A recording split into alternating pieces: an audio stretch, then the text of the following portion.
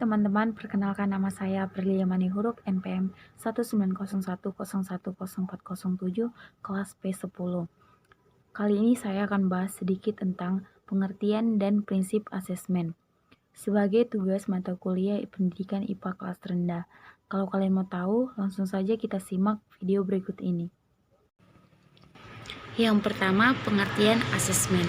Asesmen disebut juga penilaian, yang merupakan rangkaian kegiatan untuk memperoleh, menganalisis, dan menafsirkan data tentang proses dan hasil belajar peserta didik yang dilakukan secara sistematis dan berkesinambungan sehingga menjadi informasi yang bermakna dalam pengambilan keputusan. Asesmen dilakukan dengan asas keadilan yang tinggi.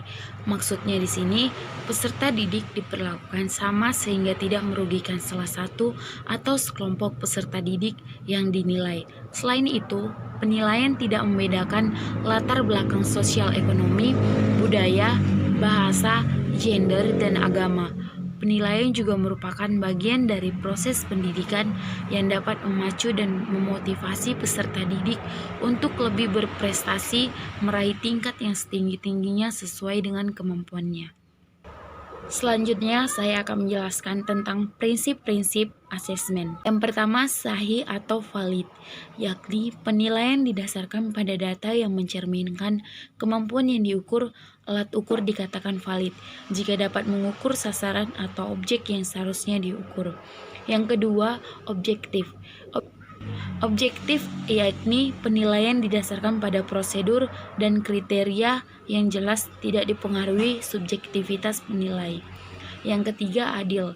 Adil yakni penilaian tidak menguntungkan atau merugikan peserta didik dan tidak membedakan latar belakang sosial ekonomi, budaya, agama, bahasa, suku bangsa, dan gender.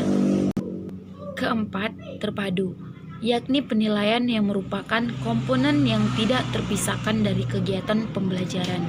Yang kelima, yakni prosedur yang kriteria penilaian serta dasar pengambilan keputusan dapat diketahui oleh pihak yang berkepentingan. Yang keenam, menyeluruh dan berkesinambungan, yakni penilaian yang mencakup semua aspek kompetisi dengan menggunakan berbagai teknik yang sesuai untuk memantau perkembangan kemampuan peserta didik. Yang ketujuh, sistematis, yakni penilaian yang dilakukan secara berencana dan bertahap dengan mengikuti langkah-langkah yang baku. Yang ke-8, menggunakan acuan kriteria, yakni penilaian dalam KTSP yang didasarkan pada ukuran pencapaian kompetisi yang ditetapkan. Yang ke-9, akuntabel, yakni penilaian agar dapat dipertanggungjawabkan kepada berbagai pihak yang berwenang, baik dari segi teknik, prosedur, maupun hasilnya. Teknik asesmen dan prosedur pengembangan tes. Teknik penilaian adalah metode atau cara penilaian yang dapat digunakan guru untuk mendapatkan informasi. Teknik penilaian yang memungkinkan dan dapat dengan mudah digunakan guru, misalnya yang pertama, teknik tes atau tertulis, lisan, dan perbuatan. Yang kedua, observasi atau pengamatan. Yang ketiga, wawancara. Bentuk instrumen pada asesmen yaitu tes pilihan, yang berarti pilihan ganda, benar atau salah, menjodohkan, dan lain-lain.